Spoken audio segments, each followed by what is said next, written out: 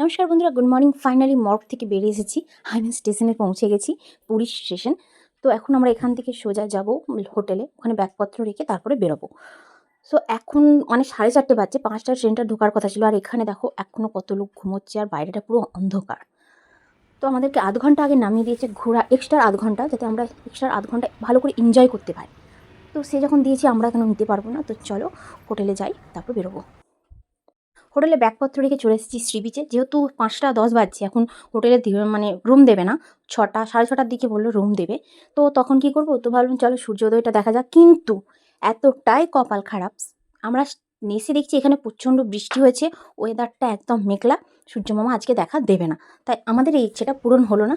তো চলো কী করা যাবে, সি বিচে ঘোরা যাক। আমার এই পুরীর বিচে ঘুরতে এত ভালো লাগে, মনে হয় যেন আমি এখানেই বসে থাকি। তো চলো এরপরে যাব রুমে, একটু ফ্রেশ হতে হবে যেহেতু 6টা বেজে গেছে। এবার রুমে যাব, রুম দিয়ে দিয়েছে, ফ্রেশ হয়ে তারপরে আবার দেখা হচ্ছে। তোমরা রাস্তাঘাট পুরো দেখতে পাচ্ছ, জল এখনও মানে কী হারে বৃষ্টিটা হয়েছিল, পুরো প্যাচপ্যাচানে একটা অবস্থা হয়ে রয়েছে। তো এই হচ্ছে আমাদের হোটেল, আমরা এন্ট্রি করছি হোটেলে। সো ঘুম থেকে উঠে একটু ফ্রেশ হয়ে গেছি, হ্যাঁ এক ঘুম নিয়ে নিয়েছি মাঝখানে। দিয়ে এবার যাব টিফিন করতে, এখন বাজে 9:30, তারপরে যাব স্নান করতে। তো চলো ফাইনালি টিফিন সেরে চলে এসেছি স্নান করতে। তো শুধু আমি না, আমাদের সঙ্গে যারা এসেছে তারা সকলেই দেখো এক এক করে সবাই যাচ্ছে স্নান করবো। তো সবাই রেডি স্নান করার জন্য, খুব এক্সাইটেড, কারণ আমি অনেক দিন পর পুরী এসেছি।